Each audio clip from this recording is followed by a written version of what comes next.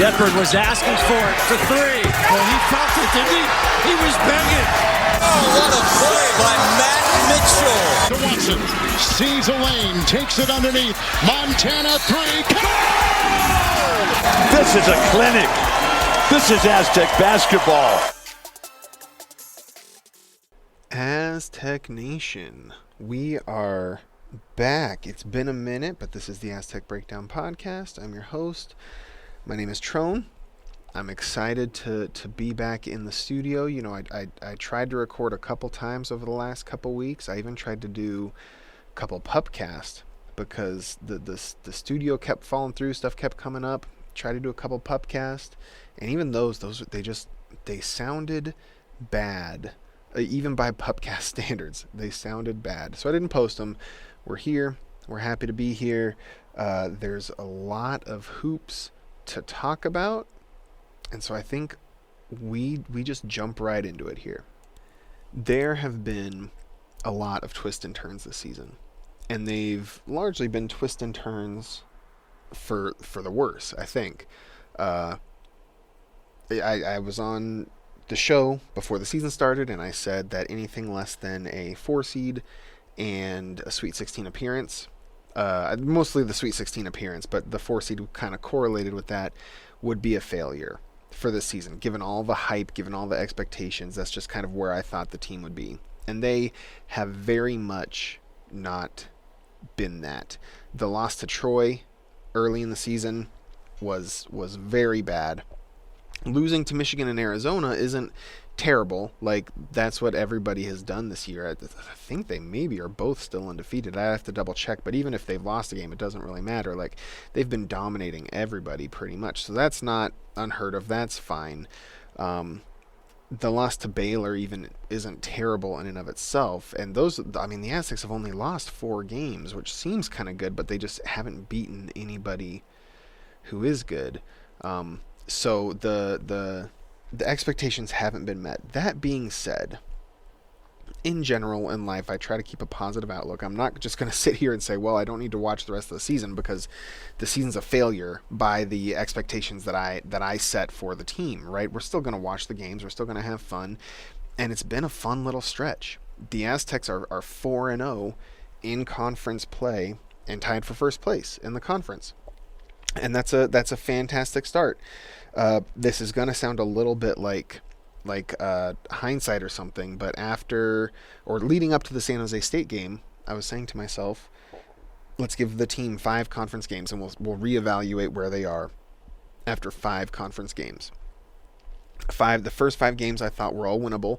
They weren't gimmies. Really, any of them weren't really gimmies, right? The Air Force and San Jose State kind of ish, but even last year we saw that that's not the case necessarily. So none of them were gimmies, but they were all winnable. And Boise at home was going to be hard, and Nevada on the road, they weren't even favored to win, at least not according to Ken Pom. And so they weren't going to be easy, but they were all winnable. And if the team could win all 5 of those, then we reevaluate, we see where we're at, and go from there. And the team has done great. We're only through 4 of those 5 games. There's still Fresno State. I'm recording on Friday, so the Fresno game's tomorrow for me. For many of you guys, it's probably today. That game is still happening, but the team has done great through the first 4, and presumably they should win tomorrow. Tomorrow's a game that they should win. Ken Pom has them at 89% chance to beat Fresno State in Viejas. That's a game they should win. It's not a gimme, but it's a game they should win. And so they've won the first 4. They beat Nevada on the road in a game they were favored to lose. They beat Boise State in a triple overtime game that we'll talk about here in a minute. They're still not going to hit the expectations I gave for them at the beginning of the season. Probably not. But they have maybe hit the corner and started to turn around, right? I do remember seeing in the San Jose State game with roughly, it went to the under 8 timeout. So it was at roughly 7 minutes and 30 seconds left in the game, somewhere around there. Miles Bird blocked a San Jose State player, and he flexed and he screamed and he did what the players do, but there was something in the look in his face that was different, and I can't explain to you what it was, but I remember thinking, like, this might be the turning point of the season. One can hope, at least. Time will tell if that is the case. You know, the Boise State game maybe says it's not the turning point of the season, even though they won the game. Time will tell, but there was something about it that I latched onto. All my hope, all my copium latched onto that moment. And then they went on and they beat San Jose State. That was like basically the start of their run against San Jose State to start to pull away, because before that it was a much closer game. The Boise State game happens, and this is sheesh, this is old news by now because this was a week ago at this point, but the Boise State game happens. The Aztecs jump out to a huge lead, right? They're up by 21 at the half. They are cruising to a win against what looks like a good Boise State team, and then they give it all away in the second half, and that was very disheartening to watch live. There was even, you know, I did see one person, I think it was on Facebook, one individual saying that Coach Dutcher should be fired, even if the game was won. The game was still happening, and this person saying Coach Dutcher should be fired for this. And I understand the frustration. I don't understand the sentiment. It's a wrong sentiment. Full stop. That person should be ridiculed, whatever. But maybe not ridiculed. We should try and be nice. But at the same time, they should maybe be ridiculed a little bit. But I understand the frustration at the very least. It was a very frustrating thing to watch happen. And, you know, they give up 21-point lead at the half. Boise State comes back and ties it. And then in the first overtime even, the Aztecs just look all out of sorts and can't do anything. Until the very end, which was even helped, like they got a little fortunate because it was helped by Boise, right? The Aztecs were down 6 with not a lot of time left, and BJ Davis drives in for a layup and gets blocked, and it just happened to get blocked to, I don't even remember who made the shot, but it got blocked to a 3-point shooter, and they made the 3, and now the Aztecs are only down 3 with 10 seconds left. And then Boise threw the ball and BJ Davis intercepts it. And then he goes on and hits the pull-up 3. I did hear that Leon Rice and his staff were calling for the team to foul, and their players just didn't hear it because the crowd in Viejas was so loud. So, to anybody who was there, good on you. Keep it up, because that could have changed everything dramatically. BJ Davis hits that shot.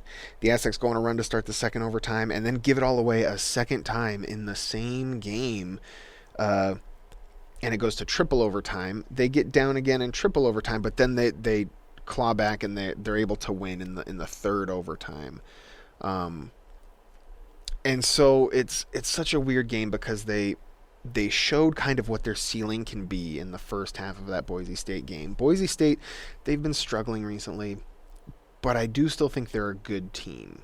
They're not a great team maybe, but they're a good team. And to dominate them the way the Aztecs were dominating them in the first half, if the Aztecs can find a way to channel that for longer, even for 30-minute stretches instead of just 20-minute stretches, they will win a lot of games to close out this season. They did still win the Boise State game, but they did it after giving away that lead, right? Which the weird dichotomy of it is that it shows like a lack of mental strength maybe, because they just gave it all away and they couldn't really ever get a counterpunch in there to say, listen, we just gave up a 10-0 run. Boise State, you're down 10 now, but now we're going to score 5-0 of our own, right? And really try and knock you back down. They couldn't really do that, not until the end of the third overtime. But the first overtime and the third overtime show some of that mental fortitude, right? Because they were down 6 points with 15 seconds left or whatever. They were down 5 points with I mean, it's a little different. There was like 4 or 3 minutes left in the third overtime when they were down 4 or 5 points, but still they had the fortitude to bring it back and to fight back into it, and they didn't give up, especially in that first overtime. They didn't give up, and they were able to pull out the win. And so it's that's the dichotomy, is like they kind of gave it away, but then they were still able to fight back. And so hopefully that's kind of like another turning point moment. And then it really showed in the Nevada game, because Nevada, they come out and they get socked right in the jaw. They were down, I think somebody said they were down 12 was the biggest deficit during that game.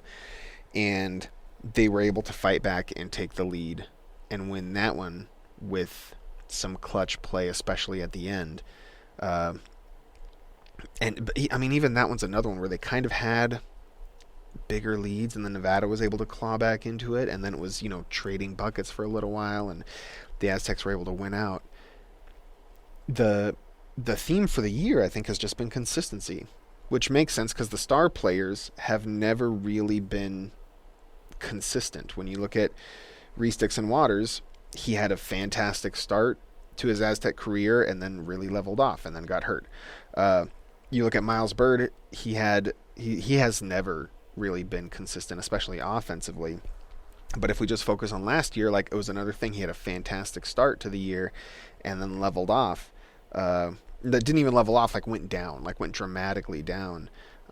Still finished as one of the better players in the conference, if you just look at all the impact over the course of the season, but it wasn't anywhere near, the second half wasn't anywhere near where the first half was.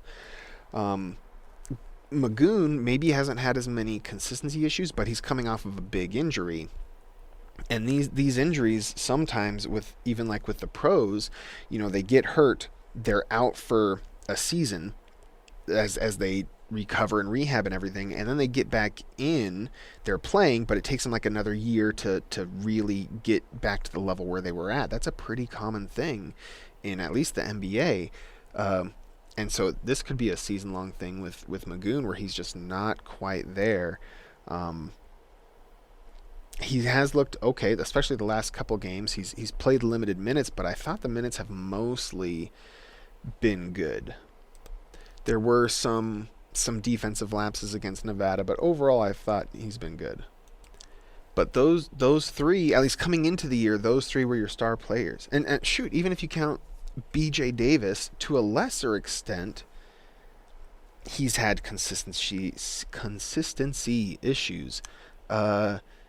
He started off last season pretty hot and then kind of leveled off and dipped a little bit after that, and was never, the first 4 or 5 games last season, he looked like he was going to be a star.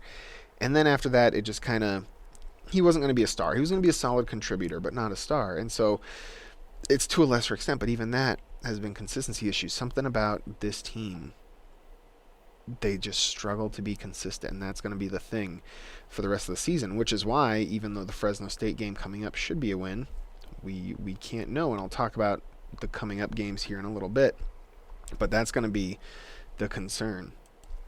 Going back to the Nevada game, my favorite moment, and I said this out on Blue Sky, my favorite moment was, it's the last TV timeout. There's about 3:30 left in the game, and it's the commercial. I'm sitting there thinking, Elijah Price is killing these switches, which, side note, I've been loving. I mentioned, a couple pods ago that, I think the Aztecs are playing a style of defense that doesn't really suit them, and the coaches, I think, picked up on that, and they've started playing differently. They have, depending on the matchup, they've instituted drop coverages where the big man just kind of stays back in the paint. That's worked better, and they've instituted switching now for a couple of games, where the defenders switch the person they're guarding, right? And that's worked overall pretty well. There were some times, like I'm saying with the story, where Elijah Price was able, they would get the switch. Nevada was switch hunting, and I feel like if your opponent is switch hunting, you need to change your defense because you're giving them what they want at that point. But Nevada's switch hunting, they're getting Elijah Price guarded by a smaller player, like a BJ Davis, like a Taj DeGorville, like a Elsie Harrington. And Taj and Elsie are 6'5". They're good point guards to have if you're going to be switching, absolutely. And Taj has, Elsie's skinny, but Taj has enough strength to him that he can battle down there a little bit. It's funny, if you watch BJ, I've seen it multiple times with Pharaoh Compton playing defense, where they'll switch and BJ's guarding a big guy, and BJ is waiting for the time. Not wait. He's battling down there, but he's looking for the moment where there can be an off-ball switch where he can have Pharaoh or whoever the big man is switch on to the big man down in the paint, and he can switch back out to the perimeter even though it wasn't a ball screen. If you watch BJ, he's looking for those, and there's been a couple times where he's trying to tell people like now is the moment, like this is when this switch happens, and the big man just doesn't see it, which isn't entirely their fault. It's usually behind them, but that's a thing you can look for. Price is killing the team with these switches, and I'm thinking, there's 3:30 left, and I'm thinking the Aztecs need to change their defense. They need to go to a drop or do something else. Shoot, even do a hedge. If you're trying to get that ball pressure, even do a hedge, because they aren't expecting it, right? They're looking for these switches.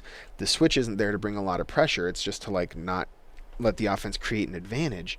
And so even if they do the hedge that they liked earlier in the year, pressure the ball, and figure out the rest on the backside, and best case scenario you get a turnover, but at the very least Price isn't just isolating down on the post against a 6'2 to 6'3 player, and the game starts and they don't do it for 2 more possessions. They're still switching, and Nevada scored. And then with roughly a minute and a half left, I don't have the exact times, but with roughly a minute and a half left, the Aztecs did switch their defense. And then Nevada, I don't think they scored again after that.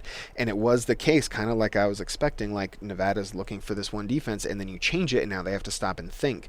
And in the meantime, the Aztec defense can continue to be set and cause havoc, because they're pretty good at causing havoc, despite their overall lesser effectiveness this year. They're still pretty good at causing havoc.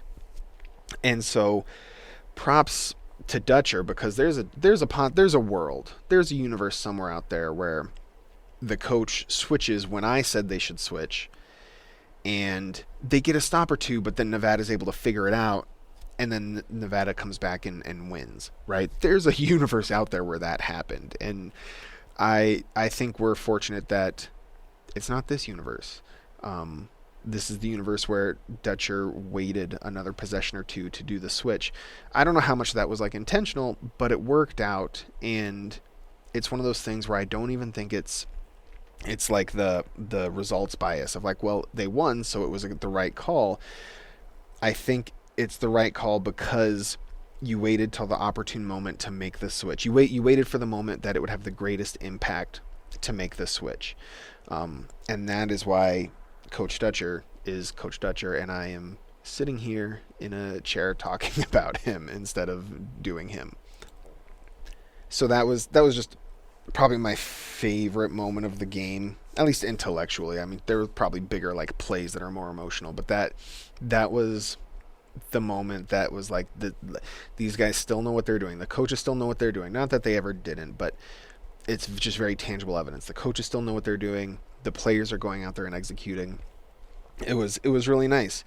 The defense has been getting better. The rebounding in conference play, that was one of the things I had been wondering if the hedging defense was hurting the rebounding. And the rebounding getting a little bit better as the season has gone on doesn't indicate that was right, but it means it was a possibility. The rebounding has gotten a little bit better in conference play. That the Aztecs on the season have given up about 33% of potential offensive rebounds to the opponents. So 1/3 of every shot the opponents missed, the opponents were getting. And in conference play, which is only 4 games, it's a small sample, but in conference play it's dropped down to 30%, which is still bad, but is better than it was. And major props to BJ Davis, because he has been rebounding like crazy out there. He had 9 defensive rebounds. I think he had 11 total, but he had 9 defensive rebounds against Boise State. He had 7 total, and 4 of them were defensive against Nevada. So he's been rebounding the ball. It's something that I'm hoping Miles Bird really picks up, and he's picked it up too. He's picked up the defensive rebounding as well. But one of the things I've been calling, to myself, that Miles Bird should do is kind of take the Kobe Bryant mentality and be like, well, if my shots aren't going to fall, how else can I impact the game? And Bird can do that through his passing. He's been a good passer his whole career. Maybe not, lead point guard level passer, but he's been a good passer his whole career. He demonstrated that against Nevada with 5 assists to 1 turnover. And he can be a good rebounder. He has the length and the athleticism to be a good rebounder. Maybe not Neat Clifford level, right? Maybe not Jamal Franklin level, but better than he has been. And in conference play, his numbers have been better. He also had 4 rebounds defensively against Nevada, so same as BJ Davis. He had Bird had a few more minutes to get those, so a slightly less good rate of rebounding, but the rebounding is still something that is hurting this team overall, but it's gotten better, and so hopefully it continues to get better. BJ and Bird can clean up the glass.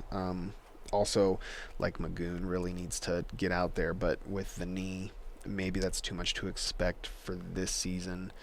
Heidi has been great. Compton has been disappointing on the defensive glass. Compton is so strange because he's such a good offensive rebounder, and defensively, it's just not. He just doesn't get them hardly at all. So that's a thing. He would be another player that really needs to improve on it. But the rebounding has gotten better as the defense has been switching. I'm sure there's a lot of personal onus on the players as well. But that's improvement. That's something to be positive and excited about. So the signs are there, right? The 4-0 start, the comeback against Boise State, comeback against Nevada. The signs are there that this team can potentially do something. There's probably a lot more that can be said about both of those games realistically, but I want to spend some time, and probably more time, looking forward than looking back. And let's start with the Fresno State game. The Aztecs are favored to win by 13 points on KenPom. It says 89% chance of victory. And there's a couple positive indicators here, and the biggest one is going to be the turnover rate.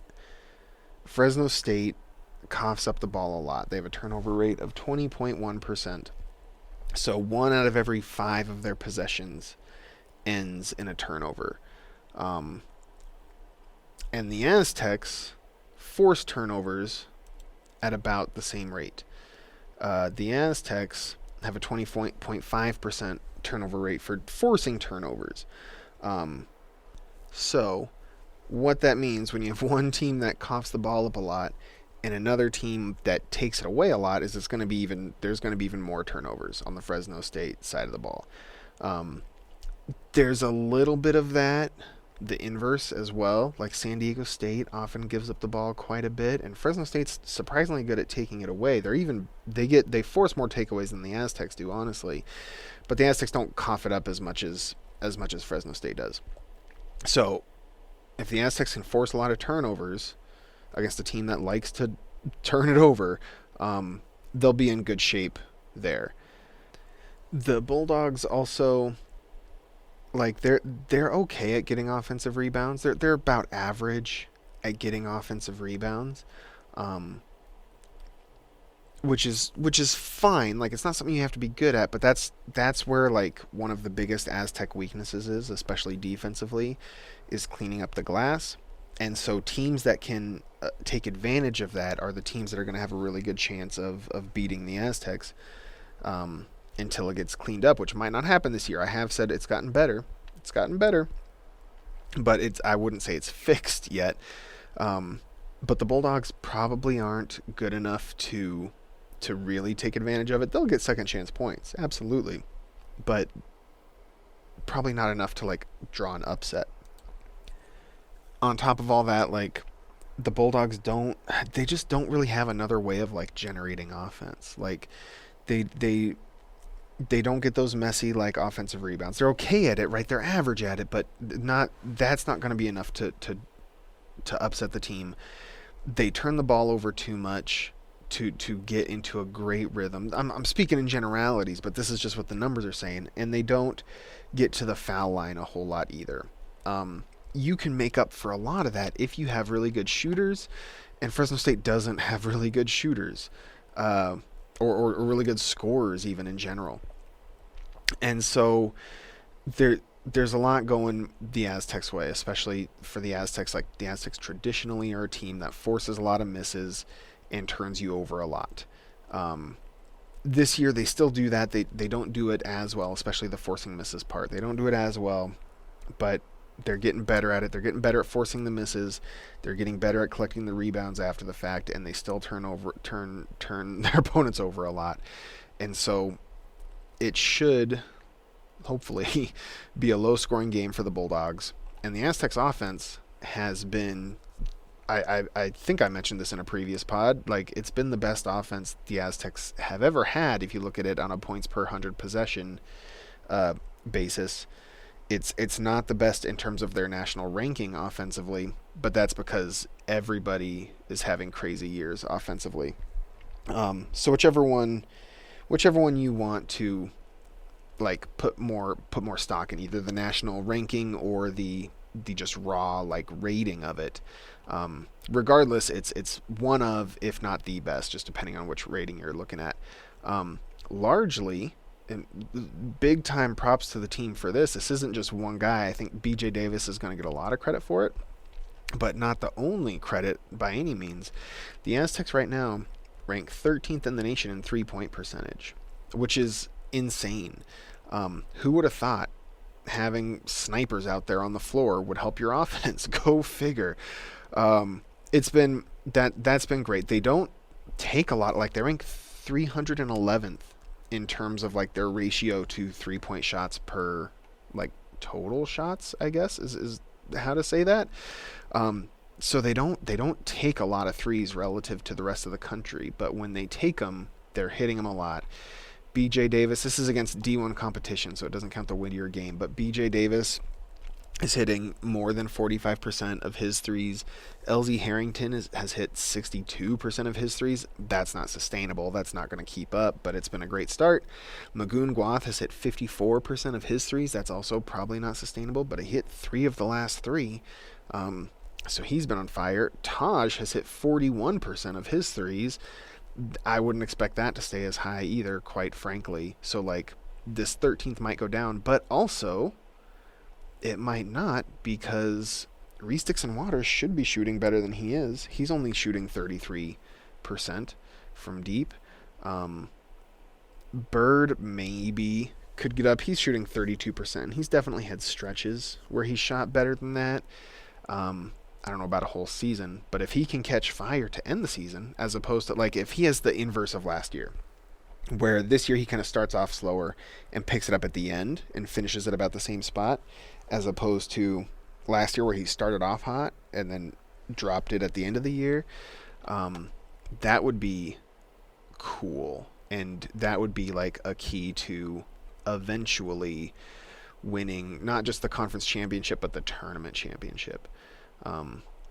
Getting away from that, though, when you're hitting 39% of your threes, it's easier to have a good offense. The Aztecs are also doing great at offensive rebounding. It says they're 146th in the nation in offensive rebounding. That feels low, right? It's obviously accurate. I'm not saying the numbers aren't right, but, like, they have moments where it feels like so much of their offense comes from second chance points and offensive rebounds. And you got Pharaoh Compton in there, and you got Miles Heide in there, and even other guys. Jeremiah Oden occasionally gets 2, 3, 4 offensive rebounds. It feels like a lot of their offense comes from that, and so that's fantastic. It's nice to see a good offense. Hopefully the defense can continue to improve and get back up to its elite level that it's been at, and with that they can win at Fresno. I will say this about Fresno. They're 7-8 on the year. They did beat Utah Valley, who the Aztecs beat as well. But that's like a solid opponent to be able to beat. They're 1-3 in conference. They just beat San Jose State, and for what it's worth, it's not worth that much, but for what it's worth, they did beat San Jose State on the road by more than the Aztecs beat them. So for whatever that's worth, it's not much, but for whatever that's worth, what they have going for them this year, because last year they were pretty bad, and they are better this year than they were last year. And I feel like what they have going for them is they might not have a star player, but they do have just a number of solid dudes. I feel like they're the type of team that, when a guy like a Jake Heidbreder or I'm gonna say these names wrong, like Zayon Collins, the little I've seen of them, like this year and in previous years, when you have guys like that, if they're the best player on your team, that's not going to be a great team. But if they're a contributing player on your team, like, you can have like pretty good teams with these guys, and they're just in the situation where like they're the best player on the team, and so it's going to limit your ceiling. But they do have some solid players, and so you can't overlook them. But I do expect an Aztecs win at home, especially. And the Aztecs have kind of been rolling. They're winners of 4 in a row, which counts the Whittier game, but winners of 4 in a row. They're 4-0 in conference play. I do expect them to win. With that, let's look at a little bit bigger picture stuff. Let's look at the conference as a whole a little bit, and kind of what the Aztecs have to do, both in the 5-game stretch I mentioned and then going forward. Beating Fresno at home is going to be pretty crucial, I think.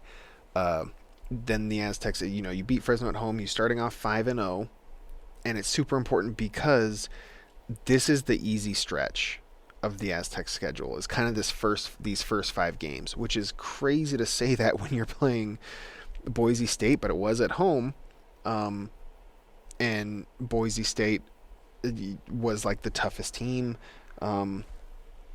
Nevada was in there too, but it was also Air Force, San Jose State, and Fresno State. And 2 of those 3 you aren't playing again. The Aztecs don't get San Jose State at home, which should be an easy win, and they don't get Fresno State on the road, which maybe isn't an easy win, but is a likely win. So you're skipping 2 of the worser teams in the conference, right? San Jose State's probably the I guess there's 12 teams now, so San Jose's probably the 11th best team in the conference, and Fresno's probably like 8 or 9, and those are the 2 teams you're skipping. And so it's crucial to me that the Aztecs start off fast and get up to 5-0 against Fresno State. Even more so because Utah State has been killing it. And Utah State, if you look at their schedule, they are favored to win every single game in conference play, and they are also already 4-0. So the Aztecs are going to need to find a way to keep up there. And that means, for right now, for this weekend, it means beating Fresno State in your home arena and hoping that Boise State beats Utah State in Idaho, in Boise, Idaho. Boise State's playing Utah State at home this Saturday. If that happens, Boise State is getting back up in the standings. That's great for them. They'll be 2-3 at that point. It's crazy how Boise has kind of fallen off after a pretty good non-conference play. If you just disregard their first loss, they've fallen off in conference play a little bit. Utah State is going to go crazy, and so if Boise State can beat them, then you have a half-game lead on Utah State, and that's going to be lost at some point, but it just keeps you in the running because this is the easy part of your schedule. So starting off 5-0 is going to be absolutely crucial. Looking ahead a little bit to the next 5-game stretch, it gets harder right away. It's maybe not the hardest of the 5-game stretches. The hardest one is the very last one, unfortunately, but it does get harder right away. You got on the road against Wyoming, and Wyoming has been also kind of like Fresno State. Wyoming's been, I feel like, better this year, and it's never easy to play them up in Laramie. So not an easy game by any stretch. Hopefully the Aztecs' depth is such that it can help absorb some of that elevation effect a little bit, and some guys can step up and make some plays, but not an easy game. Then you got home against New Mexico, And New Mexico has been playing well. They're ranked 53rd in KenPom. For reference, the Aztecs are 50th. So that's like two even teams, basically. It is in Viejas, but it's a good New Mexico team. So, not an easy game. Then you got on the road against Grand Canyon. And Grand Canyon hasn't been great this year, granted, but playing them in their arena is never easy. And they also just beat Boise State. So, Boise State took the Aztecs to 3 overtimes. There might have been a little hangover effect there, but still, it just shows that they can play up and compete here. After that, you're on the road against UNLV. And that's the easiest of the next 5 games after Fresno State. And even that, they're going to be amped, I would imagine. We'll see how that goes, because that's January 24th, so that's in a couple weeks. A lot might be different by then, honestly. And then to close out the next 5, we're talking home against Colorado State, who has been on fire offensively this season. They've also, kind of like Boise, they've gotten off to a interestingly slow start in conference play, but I am expecting them to kind of turn that around. They've been shooting the ball too well overall to keep losing these conference games. But so, assuming you beat Fresno State, that's the next 5. At Wyoming, home against New Mexico, at Grand Canyon, at UNLV, home against Colorado State. And I think at that point, if you're coming out of the game against Colorado State and the Aztecs are 9-1, I'm feeling pretty good about things. If they're 10-0, fantastic. I don't know how realistic of an expectation that is. It's another stretch where I think all of these games are winnable. And the nice thing about this next stretch is that the toughest teams, if you look at their KenPom ratings, are playing in Viejas. If you were to line up the teams from the toughest in their KenPom rating to the weakest, the top 2 are playing in Viejas for that 5-game stretch. So that helps. But it's still nothing is a given. Nothing ever is. I'd probably say that too much, but nothing is a given. If they can come out 9-1, they're looking, I think, pretty good. If they're 8-2, that's not great. It maybe is survivable. You just probably have to steal a game against Utah State or something like that. But 9-1, you're looking pretty good. If they're 7-3 after that stretch, something has gone wrong, and it's kind of back to the twists and turns of the season that I mentioned earlier, right? Where like there hasn't been a turning point. They're still just playing crazy inconsistent, and it just is what it is. That's the next stretch that we're looking at after the Fresno State game, and staying up in the standings is going to be important. I think, given the lack of noise they made, them being the Aztecs, given the lack of noise the Aztecs made and the non-conference schedule, winning the conference, or, I mean, at the very least being like second in the conference, but ideally winning the conference is going to be so important. It might be a win the tournament or miss the big dance year. It might be. The Aztecs' best win in the non-conference was against, I mean, depending on if you look at the net or KenPom, it was either Oregon or Utah Valley. And Oregon, sure, is like a Power 5 school, but that's a quad 3 win right now in the net, and they're favored to lose their next 8 games. Utah Valley is also a quad 3 win. They're favored to win, I think, every single game in KenPom, but they aren't going to, and their opponents are bad enough that when they inevitably drop 1 or 2 games, it's going to like plummet their ratings. And so we'll see if they're able to stay in the top 75 of the net to get that quad 2 rating as a home opponent. I don't have a lot of faith that it will happen, though.